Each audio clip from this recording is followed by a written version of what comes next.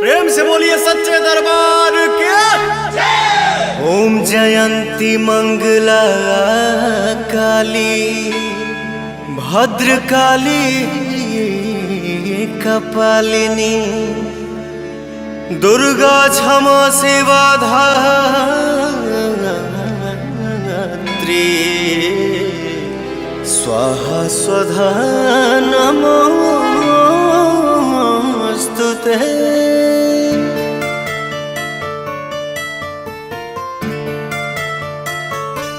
माई के आरती उतारो रे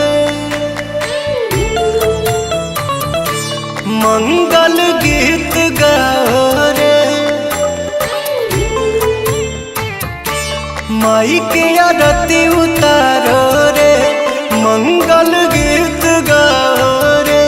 बड़ा भाग्य माई घरवा तयली तरल अंगनवा जे पौआई धैली। घिउआ के दिया जरा रे मैया जी के भोग लगाओ रे। माई के आरती उतारो रे मंगल गीत गाओ रे। जय जय जय माँ जय माँ जय जय जय माँ जय माँ।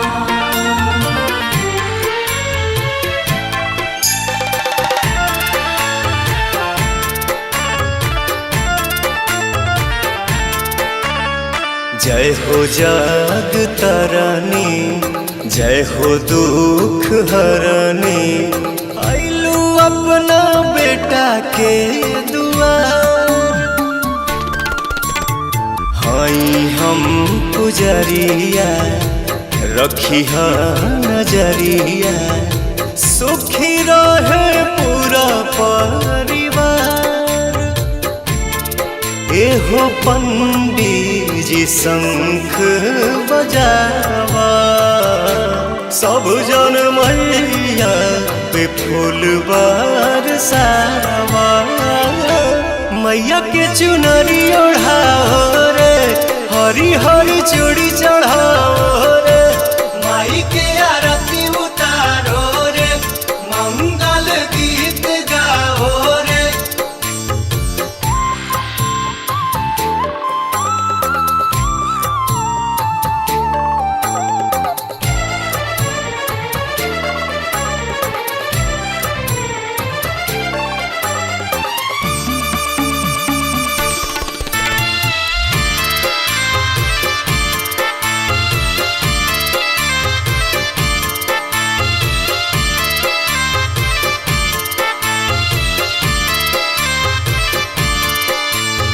पहले सब देवता करे खातिर नेवता सज गइल सच्चा दरबार।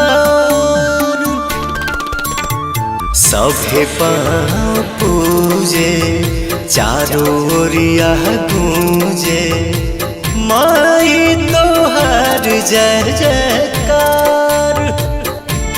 श्याम देहाती आजाद गीतिया लिखले पवन तोहर गावे के भजन सिखले। रानू अमित घंटी बजाओ रे संतोष दीपक टीका लगाओ रे। माई के आरती उतारो रे मंगल गीत गाओ रे।